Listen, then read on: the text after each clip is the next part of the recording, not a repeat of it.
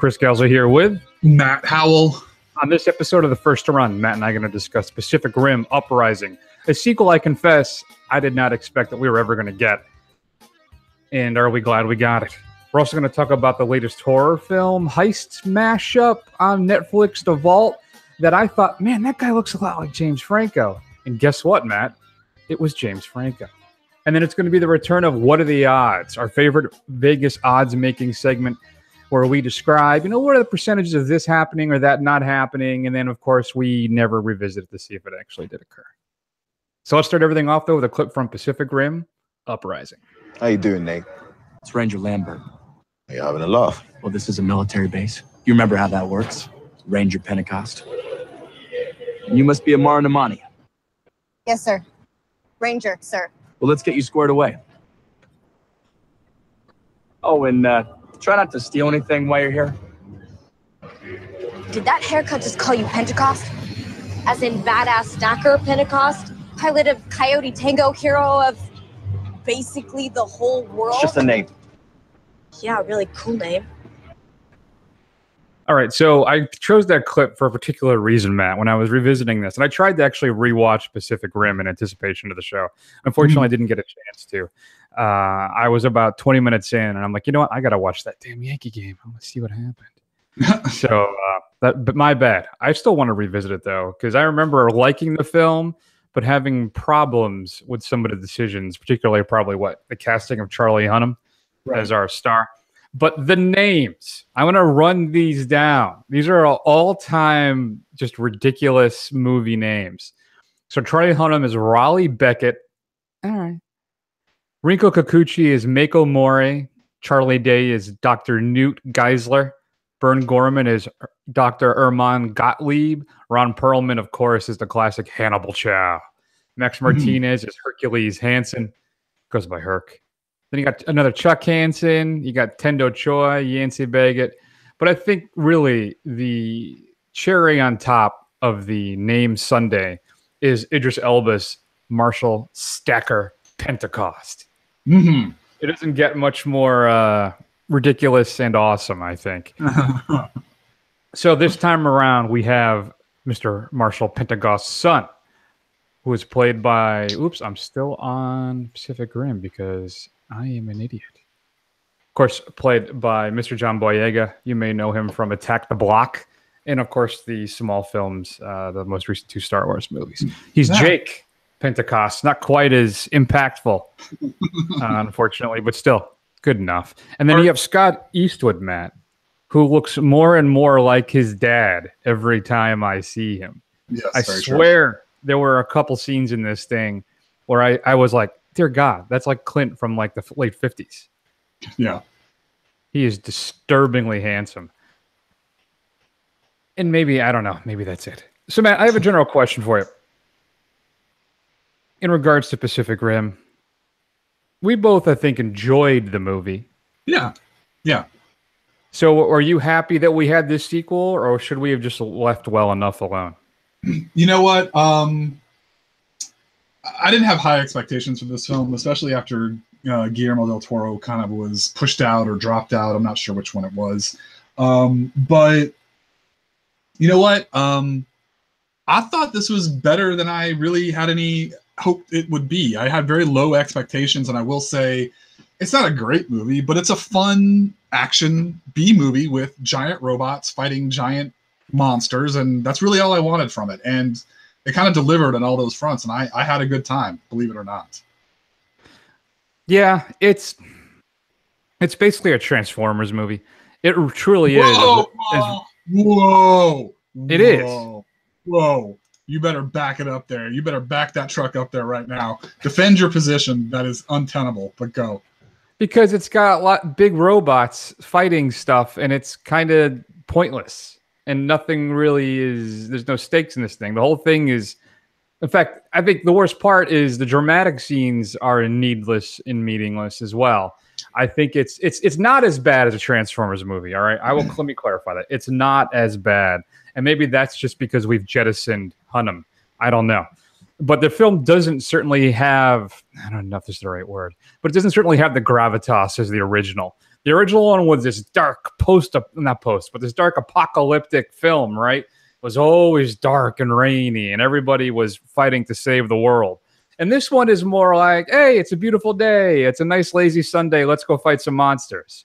It's breezy and it's sunny and it's pointless. This thing, here's what's so frustrating about it. Is I think that it introduces some interesting ideas, and I think maybe gets to a point where it justifies its existence. I think some of the threads that they pick up on for this sequel make sense, right? They're not hackneyed and they're not pushed to justify anything. I think it makes sense how the film plays out. It's just not that memorable, and it's just not, as I said, it doesn't do anything really with those ideas. The action scenes aren't particularly interesting or exciting. And it felt like to me a high-end straight to DVD sequel. Okay. Okay, so I think we need to unpack this a little bit here. I'm actually a little ashamed of you because this is where Chris he baffles me sometimes. He's very high art a lot of the times, but he loves slumming it in the grindhouse. He loves his like splatter stuff. He loves his really terrible films, and he gets all giddy about it. But if you get these kind of middling things, it's just like he gets very offended by that. It's not as lowbrow as he would like it to be to make it really fun and trashy, but it's not really highbrow art either. And I think he's being way too harsh on this film. It's not even in the same wheelhouse as the Transform movies. Those things are an abomination on action movies everywhere. Yeah, and we all know that. And it's not as bad as those. It's not. It's not even close. It's not even close to as bad as those.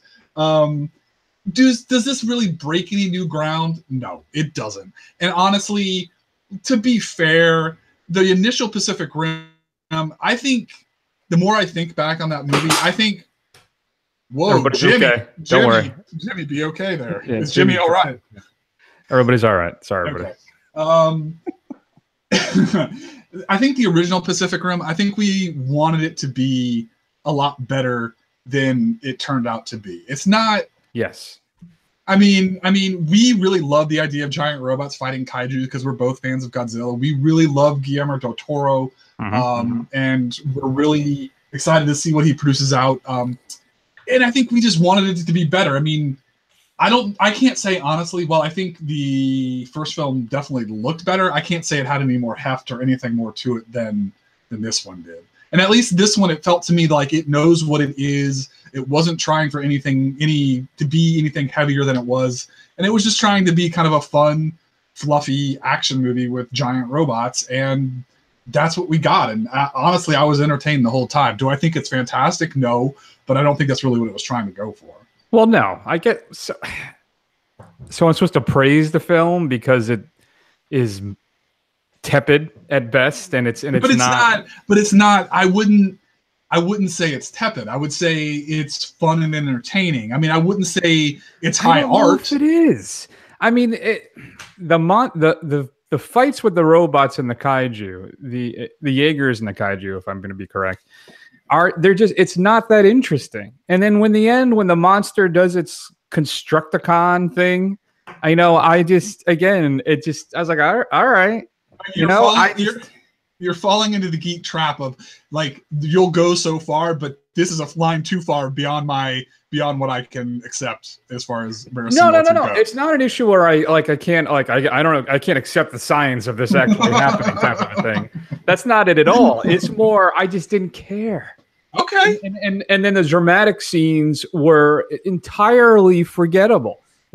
There's a couple scenes with the young lady that they're who's training to be a ranger, right? And what's it, Kaylee Spaney? She's a Mara.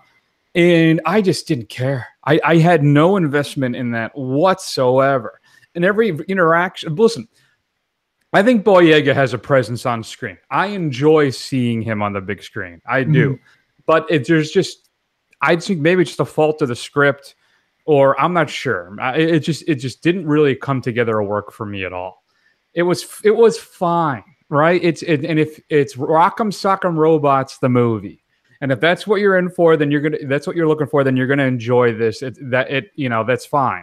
But even then, it's just those fight scenes and everything. It's okay. It's all right. It didn't have like the first 20 minutes that I watched of Pacific Rim last night. That universe felt lived in and authentic. And, you know, the way, because I use practical effects as well as computer generated ones. And in this one, the whole thing just felt, like I said, like a superior straight to DVD sequel. That's all. It's fine. I'm giving this thing a C-. I just have there was not enough in this thing to keep me rooted or involved or interested, unfortunately. Yeah, I mean, here's the thing. This is an interesting set of arguments because I don't think really Chris or I are really saying different things. I really just think that we're coming at it from a different place of expectations. My expectations were exceedingly low for this. I mean, the trailers look terrible as far as even the effects didn't look that good. And I completely expected not to like it. But I think to say it is a C- film is completely unfair. Just because, I mean, you're not that far off from Tomb Raider, and this is way more fun than Tomb Raider by a lot. So, you know, you gave what, Tomb Raider a C+? C? I gave it a C. Okay, so you're a third of a letter grade off of where Tomb Raider was, and this was miles more fun than Tomb Raider was. You got to at least give all me right. That. I think that's fair. So I'll go to a C, but that's the best I'm going to do. That's the best you can do. Yeah, because I think maybe it is too that I had absolutely no expectations for Tomb Raider either. But I like Alicia Vikander, and I thought she was fine in it.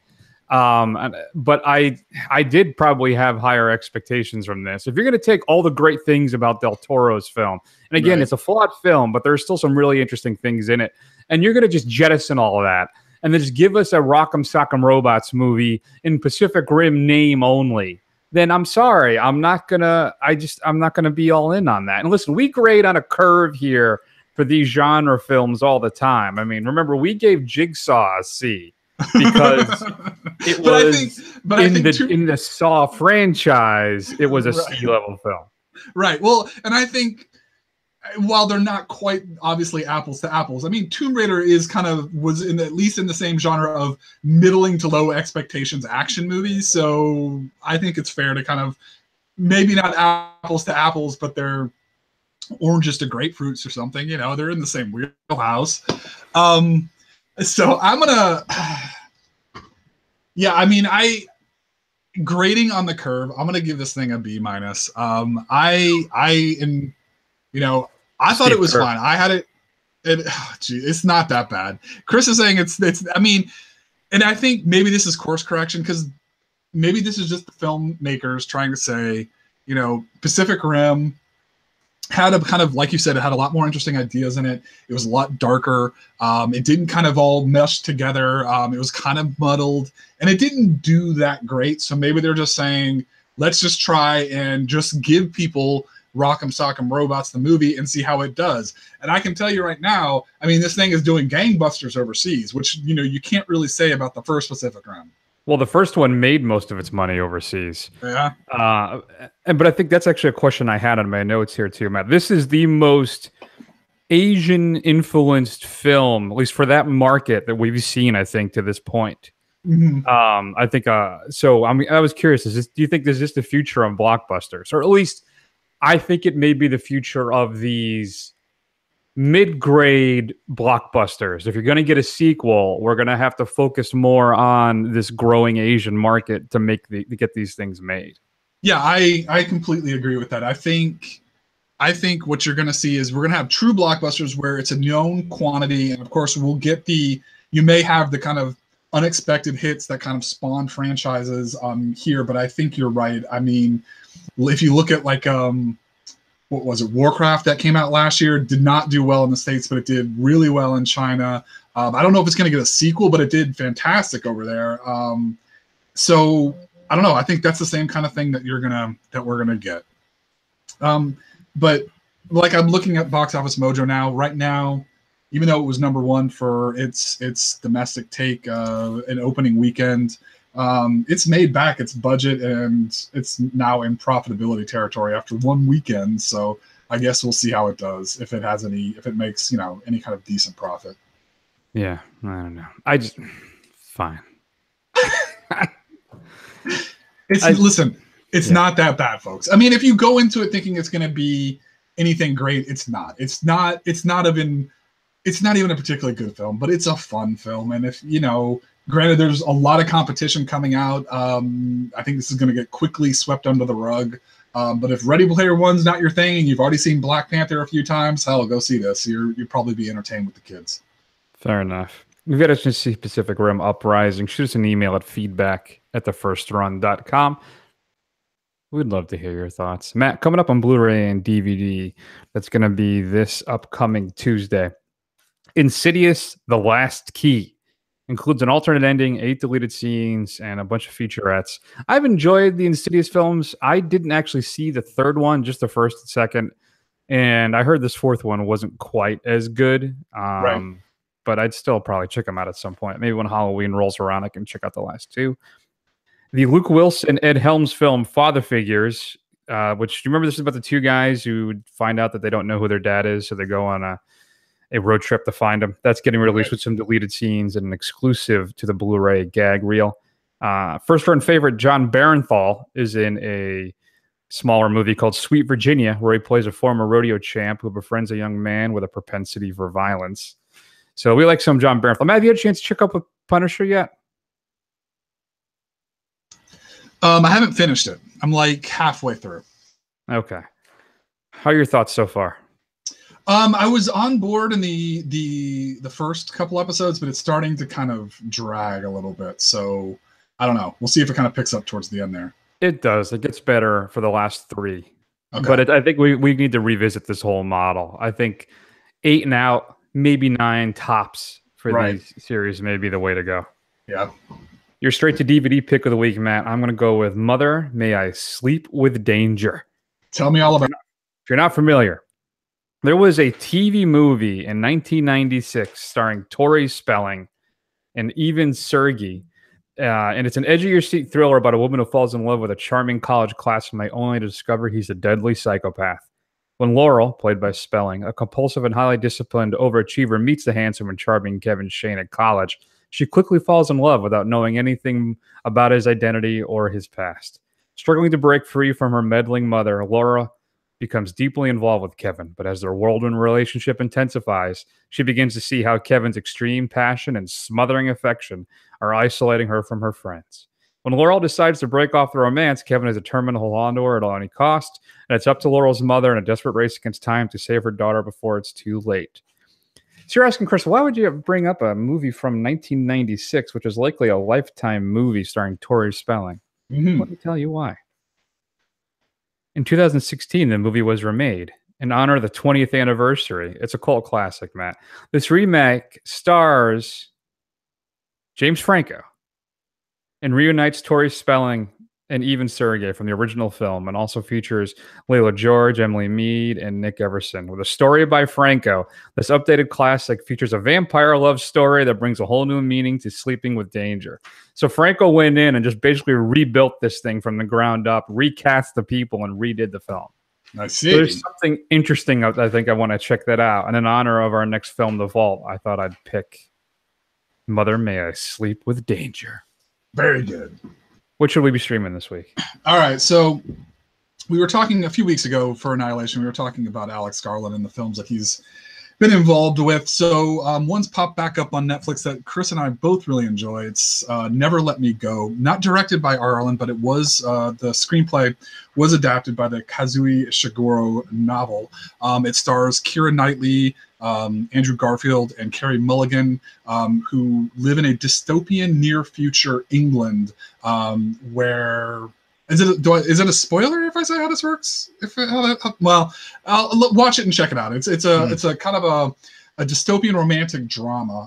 Really well done, really well acted, really heartbreaking at the same time, and it's got some cool sci-fi overtones. So go check it out. Never Let Me Go. It's available on Netflix. Yeah, and if you can also too, if you want, I think it's been on Amazon the Blu-ray for like $5-6 a pop. So if you really like it, you can pick it up pretty cheap. I like Never Let Me Go a lot. That's a good pick. All right, Matt, let's move on. Next up on the biggin, we are going to discuss The Vault. The straight to net. Is this? Did you say straight to Netflix? The Netflix feature that's a horror bank heist. It's a whole thing, Matt. So let's go ahead and get into it. Take a listen, though. Where's the rest of the money? It's down below. That's where the real money is in the old vault. You can get in there? It's a private vault. It's part of the old bank. We just house it. It's antiquated. It's not even on the grid. We're not prepared for this. Well, we're in pretty good shape, I gotta say. We got the cobalt drill bits, we got the welder for the back way out. Perfect. Then we're going in. Depends on the vault. How old? That's 60, 70 years. We don't have time. Everything's locked up. We got time. How much money's in it? 6 million cash. 6 million? No, it's there at the end of the basement hall. There's a door. Key is here. This is it. The key. We're in. Man, how good am I editing? Matt, there's 3 profanities in that clip, and I was able to take them all out. And you couldn't tell, could you? No, I couldn't. You're getting really good at this. I think I smell side career for you. There we go. So, Matt, why don't you tell the folks at home, what is The Vault all about? Well, The Vault is about some bank robbers. They take over a bank in the effort to get a lot of money. They take the hostages, and when they broke into the main bank, there's not enough money that they need. That's when the assistant bank manager, played by James Franco, suggests that there is another vault in the basement of the building that has more money in it, and they go down to investigate, where creepy, ghostly occurrences start to happen. Thank you. Right, so I saw the thing. I'm looking at this thing. I heard this pretty good, and then I saw on Netflix. I'm like, God, like I said earlier in the opening of the show, that guy looks a lot like Franco, but Franco's not going to be in this thing. Sure. And I look it up, and sure enough, it's our boy James Franco. So it's got Taryn Manning from what is it? Orange is the New Black. She plays Pennsyltucky or whatever the heck they call her. And then, of course, you have another Eastwood, Francesca Eastwood, who I watched recently in the pretty good MFA, which I think is on Amazon right now, Amazon Prime. You can watch that. She plays a young college girl who's assaulted.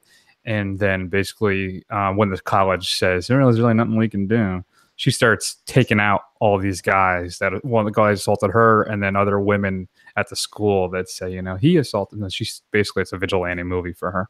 Sure. Which is pretty good. Anyway, so you got a pretty strong cast here. And I want to state, too, I was really looking forward to this. I heard it was pretty scary. And then once the film started, it had some of the best opening credits of a movie I've seen in a little while. It was really well done. And then we get so when they open up the vault, they're not even opening up the vault, right? It's just when they're here. Okay, here's the problem. I do not understand this film's internal logic. Okay. Some of the stuff didn't make any sense to me. Much like Pacific Rim Uprising, I think there's another film with some really interesting ideas that squanders them. Okay. I feel that the film needed to push some boundaries with what it was presenting. So you have a horror film and a heist movie. And I think the director and writer Dan Bush,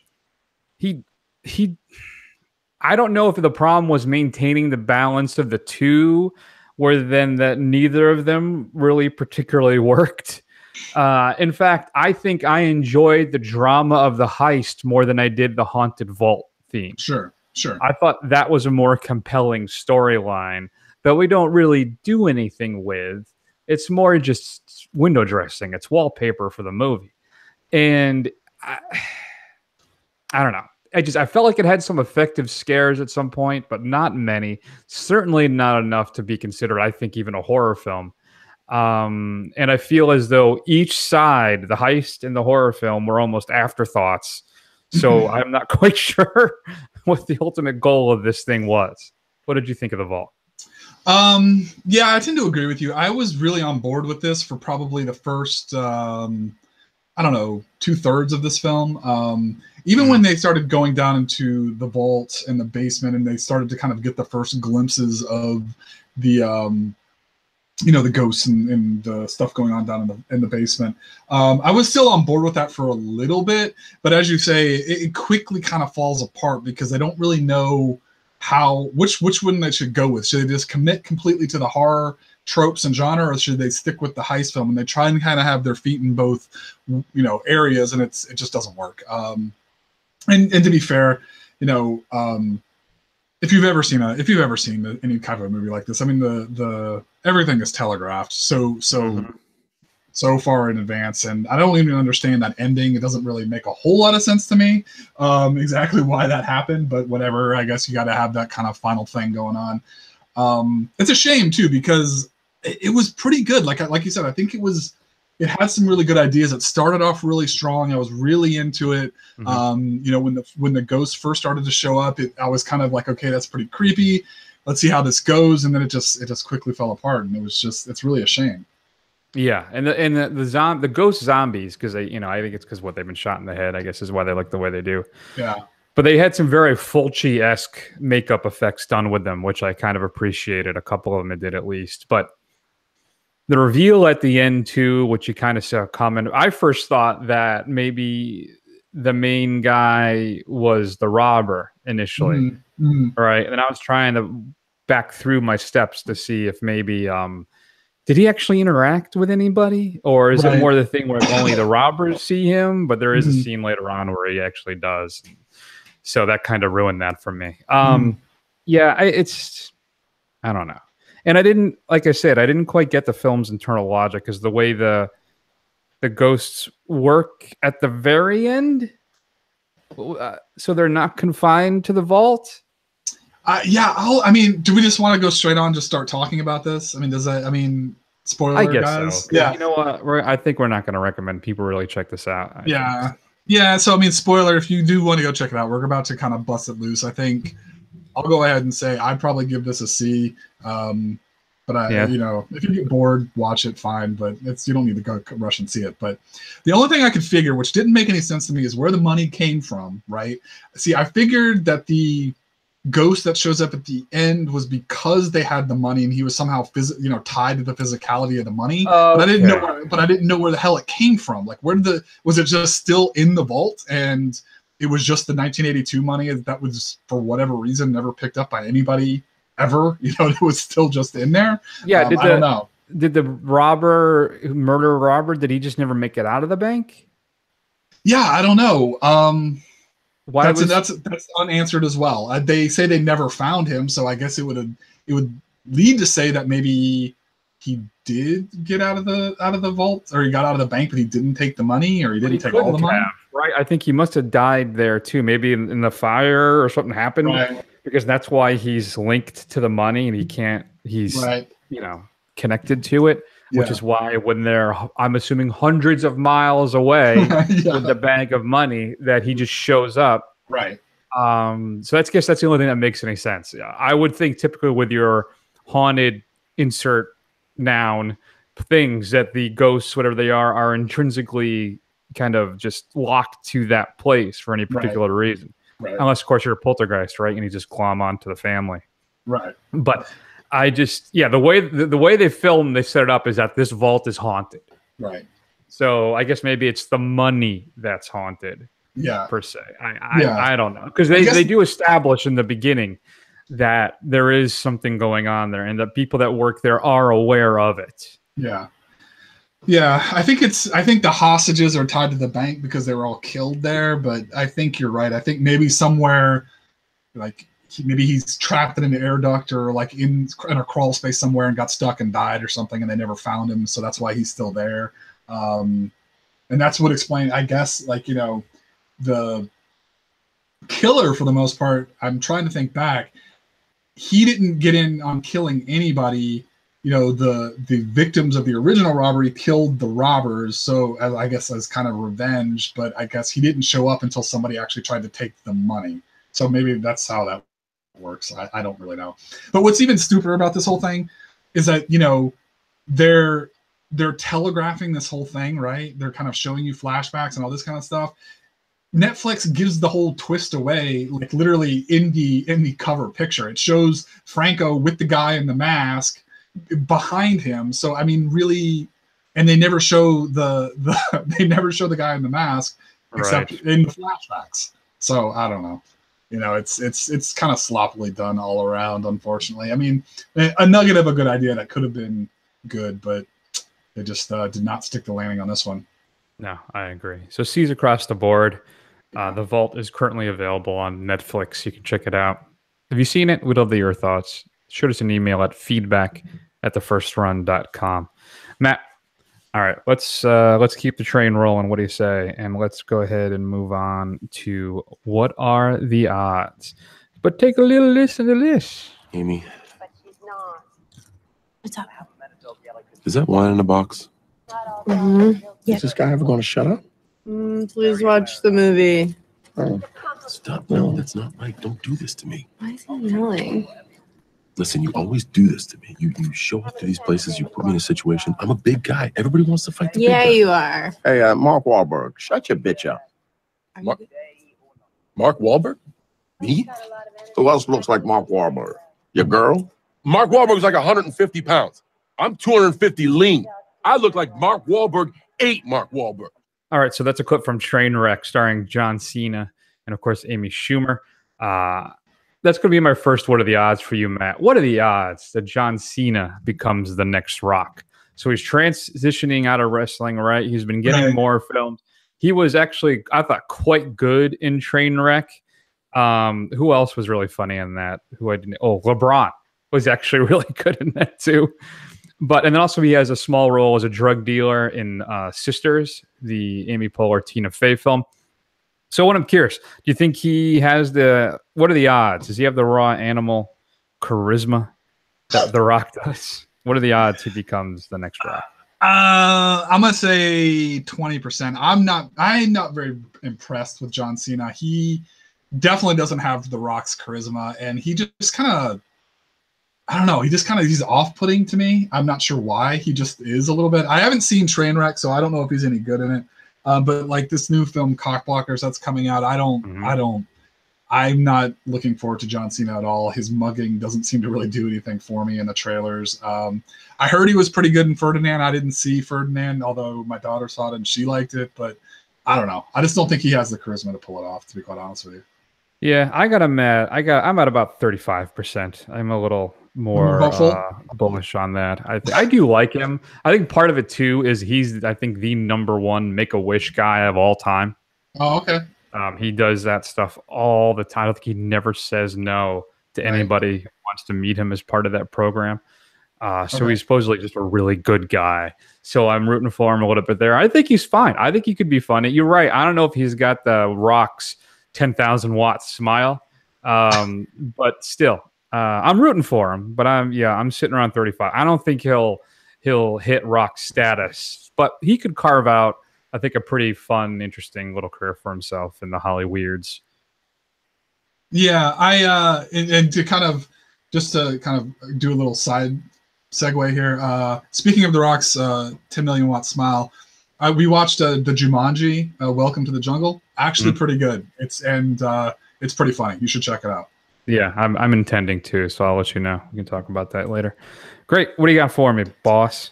All right. I'm the boss now. All right. So Entertainment Weekly posted. Now. Look at Entertainment Weekly posted a spread with 2 of the 80s favorite slackers. It had Keanu Reeves and what? God, I'm blanking on his name. I should really. Alex Winter. Alex Winter. See, I knew his name was Alex. I could not remember his last name. Alex Winter. In a phone booth together again, mugging together as Bill and Ted.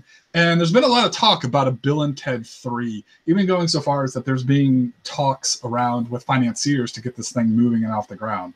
So my question to you, Chris, is what are the odds we actually get a Bill and Ted 3? Oh, I would say 70%. You think so? Yeah. Why not? Keanu, dude. He'll do whatever. If he thinks it's interesting and fun, he's going to do it. And Lord knows, no disrespect, Alex Winter, I don't think is going to be turning down a lot of roles, especially his most iconic one. Right. So, I think there's a very good chance that this happens. Even if it hit a GoFundMe thing, it's a crowdfunding source. I think it could potentially get done. So there's a very strong chance we would see a Bill and Ted 3. Unfortunately, Carlin's gone. So I don't know who you pop in that place as Rufus, or it'll probably be Rufus's kid. Right. And then who would it be? Like a Tosh or a Carlos Mencia? I don't know. But yeah, I think it's a good chance. What about you? Yeah, I don't think there's any doubt that Winter or Keanu would do it. I think Keanu, I mean, he's just getting this reputation as one of the coolest dudes in Hollywood. So I would totally think that he would do it, and he would have a lot of fun doing it. I think it's just more of a question of, is there an audience for it, kind of thing, and like how much do they throw at this thing. But I'm going to give it a 75%. I think they do a pretty lean little budget. I think Winter is probably not commanding a lot of commanding a big salary, and Keanu's known for taking kind of small salaries and donating even a lot of extra beyond what he needs. So I can see that they wouldn't be the stumbling block, but I give it a 75% that this happens. Yeah, no, I think it's a very good chance. So it'd be interesting. I would definitely check that out. I haven't watched those movies in a long time. Shout Factory released a special anniversary edition of both films. I don't know if they'd hold up, but if they do make a 3, Matt, we'll have to revisit both of them and report back. What do you think? Yeah, I agree. I haven't seen them in a really, really long time. I remember really liking Excellent Adventure when I was a kid, being very, very disappointed by Bogus Journey. But I think it's time to revisit them as an adult and see if they held up. All right, Matt. New Mutants has been pushed back again. Mm-hmm. Supposedly now, so what happened is they were making a horror film, right? And then the studio got cold feet, and they had them change it up to be more of a PG-13 and throw in some teen angst and some comedy and stuff. Make it a little more palatable for the Marvel generation type thing. And after reviewing that, they're like, you know what? No, let's go back and actually reshoot this thing and make it a straight horror film again. So what are the odds? I got 2 for you on this. What are the odds New Mutants gets at least a 60% Rotten Tomatoes score? Mm-hmm. And what are the odds it actually hits its 2019 release date now? Or does it just get shelved? I'm gonna say so. I'm gonna take your second question first. I'm gonna say 65% chance it actually hits its 2019 release date. I think the outcome of those reshoots, and I think they'll be done in time. It'll really be based off of the audience reaction. The test screenings to see if this thing actually sees the light of day at all. But I think that they'll be ready to release it in 2019. But I don't know if it'll actually happen. That'll be more based on how the audience does. I have no faith in this film whatsoever. I don't understand. I like the idea, I guess, of doing a superhero horror film, but I don't think the New Mutants is the right one to do it, because they were always like a bunch of goofy, kind of slapsticky characters. So it's just really weird and just doesn't seem to be the right way to go about this. So I don't know. I'm going to give it like a 40% chance that it actually cracks 60% on Rotten Tomatoes. Interesting. All right. So the odds that it hits its 2019 release date, I think that's pretty strong as well. They may, yeah. So I'll go a little higher than that. I'll go 70% that it does. Now that it's actually going to get a 60% Rotten Tomatoes score, I'm a little more bearish on that. You said 40%? Yeah. All right. So I'll go 42 for no 42. Reason at all. So you're a little more bullish on it. It's got a strong cast. I mean, we both love Anya Taylor-Joy in the Fantastic Thoroughbreds and The Witch, if you haven't seen them. Sure. Maisie Williams, right, from Game of Thrones. Right. We got Charlie Heaton, Henry Zaga, Blue Hunt. It's Magic, Wolfsbane, Cannonball, Sunspot, Mirage. So those are your key ones. Right. Supposedly, John Hamm was going to be brought in to play Mr. Sinister during a post-credit sequence, but I think that's now been cut because of these extensive reshoots. Sure. So I don't know, but still, we'll see what happens. Interesting. All right, what do you got? All right, so we've talked about this quite a few times, but I think it just keeps happening. So I want to bring it up again. So Netflix is in talk to buy EuropaCorp, which is Luc Besson's film company, owns the rights to like Lucy, Valerian, Fifth Element, things like that. Apple was in discussions of buying A24.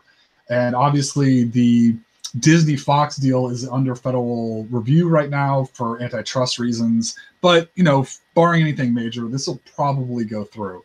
So my question to you in 10 years, Chris, what are the odds we get into a Demolition Man scenario where basically there's only 4 groups, being Disney, Apple, Netflix, and Amazon, that are actually producing movies? Pretty good. I think there may be some upstarts that may kind of break through once in a while, but then they'll probably just be gobbled up. So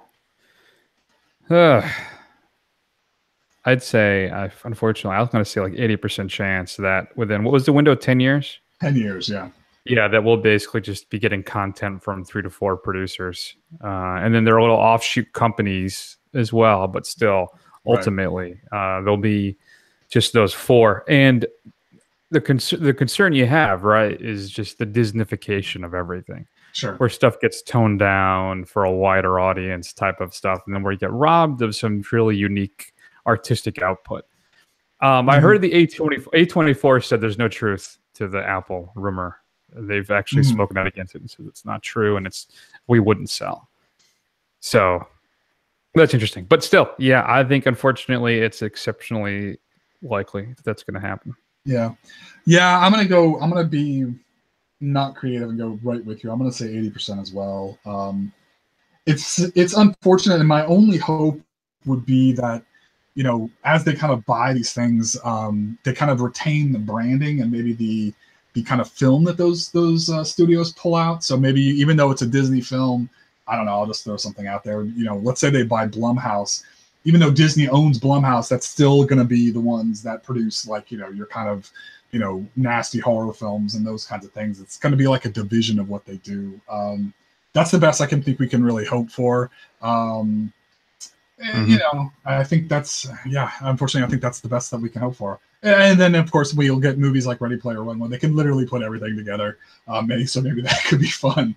They could have, you know, DC and Marvel, you know, fighting in a film together, which really is what we're all just hoping for at some point. That's true. You do want to see that. You want to see that X-Men versus Avengers thing, right? You want to see the Batman fight Captain America type of thing. Maybe. All right, I got 2 here that are Oscar related, and this will be the end for me. Okay. First off, what are the odds that Infinity War gets a non-technical Oscar nomination? 5%. I don't think there's any way it's happening. I mean, I think you can see, you know, I think the best example of this is obviously the Lord of the Rings, where the Return of the King got the nomination and won. But I think the general understanding was for the overall achievement of what they produced. The problem with Marvel is there's never really going to be an ending, and everybody knows that. So even if they said Infinity War or the next one, it's like if they just stop making them, then maybe, because it would be something that had never been done before, and like look what it did to change the world. But since they're going to continue making these things ad nauseum, I don't think it's ever going to happen, no matter how good it actually, I mean, what they produce. Yeah. So I don't know if I've ever done this on this show, but it's about to happen. Okay. I'm going 0%. 0? You think so? Not even a slim chance in hell that it'll ever happen. Well, I'm specific to Infinity War here, not Marvel movies in general. Okay. So maybe down the road, Marvel can get a little artistic, but the problem, why the things are so successful, is the reason why it'll never happen. Okay. Is because they are basically cookie cutter movies that have a very set path, a very set style. You know, they introduce different things, like Doctor Strange introduced some really interesting special effects, that type of thing. But still, there's a very particular formula for all of these films. So they're always going to be somewhat generic. Entertaining as all hell. Right. But that's the reason why none of those themes are there. This why the movie scores for those films are particularly memorable. I always go back to that because it's the exact reason. Everything is just very kind of just entertainingly, but still generic. Mm-hmm. So that's why I went with the big Zeto. Did you have any more, or did you want my? No, let's just give you your last one. But I do want to point out, to kind of combat that kind of thing, I really, really, really wish that DC or Warner Brothers and Marvel would start doing things like their Elseworld series, like What If movies, stuff that is completely removed from the continuity, where you can do whatever you want with these established characters, and everybody would know that this is just kind of a parallel What If type of story. I used to love those, and I still really enjoy those stories, and I think they could really do something cool with that. And then until they get around to that, I'm really going to be holding out hope they can do that at some point in the future. I don't even know if they have to do like a What If or an Elseworlds. I think if they could just get into DC's Vertigo line. Right. Yeah. I would love Vertigo. Or even like, I know I've always pushed this one, but James Robinson, Tony Harris's Starman. You could really do something interesting with that story, with those characters. But yeah, you could do a Swamp Thing. You could do Shade, the Changing Man. You could do, there's so much you could do, I think, with the Vertigo imprint that could actually get you some critical acclaim. Sure. So, interesting. All right. Finally, there's a big hullabaloo. If you haven't heard, I think we may have talked a little bit about it last week, but Cannes has refused to accept any Netflix films into their festival. So it kind of made me think about that in regards to the Oscars. What are the odds that a streaming film ever gets an Oscar nomination? Ever? Or the industry pushed back against it so strong they won't acknowledge it?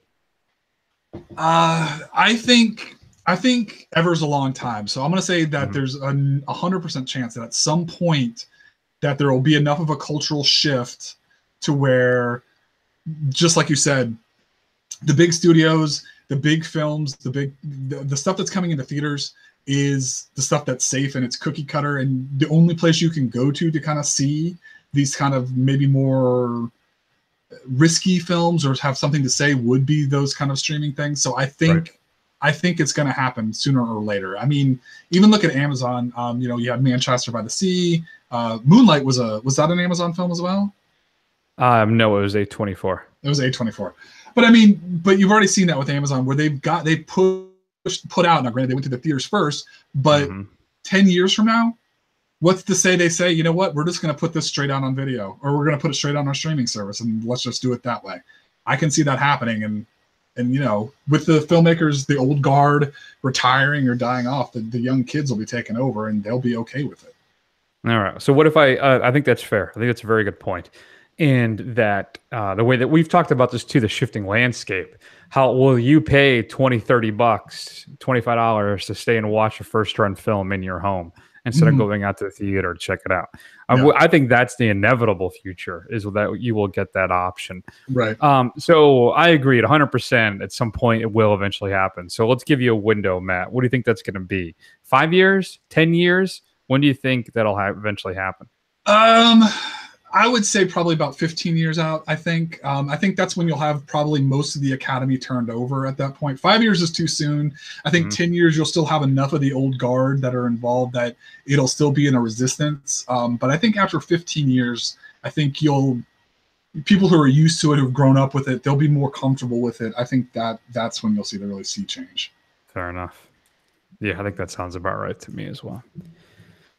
Interesting. Fascinating. All right. So that's going to be what are the odds for this week. Did you have any percentages you'd like to assign to any of those? Do you have any what are the odds scenarios you'd like to present to us? Shoot us an email at feedback@thefirstrun.com. We would love to hear all about it. Matt, coming up next week, Ready Player One. Oh, yeah. Spielberg's adaptation of the just name-dropping brand embracing book this time. So we're going to see Spielberg's version of that, and also there's a ton of stuff out there we want to check out. So it's going to be a surprise what it's going to be next week. Will it be Isle of Dogs with that? Will it be Unsane? Could it be The Death of Stalin? Could it be all of them? We're going to have like a 4-hour show. Who knows? But there'll be a lot to come up next week. It's going to be a lot of fun. Check us out, of course, on Apple Podcasts, Stitcher, TuneIn. We're on YouTube. You can also find us on Instagram and Twitter and Facebook. And of course, as always, at thefirstrun.com. Do us a favor, go to Apple Podcasts and do a quick rating. Throw a couple stars up there. Well, let's say at least 3 to 4. And then leave them a quick note. Tell them how much you accept the show. You don't have to like it. You just say it's a middling good time. Yeah. You appreciate it. Yeah, exactly. Like Pacific Rim Uprising. It's good. You appreciate the effort. You appreciate the effort. That's right. So that's going to be the big show this week. Thanks for listening, and we'll see you all soon.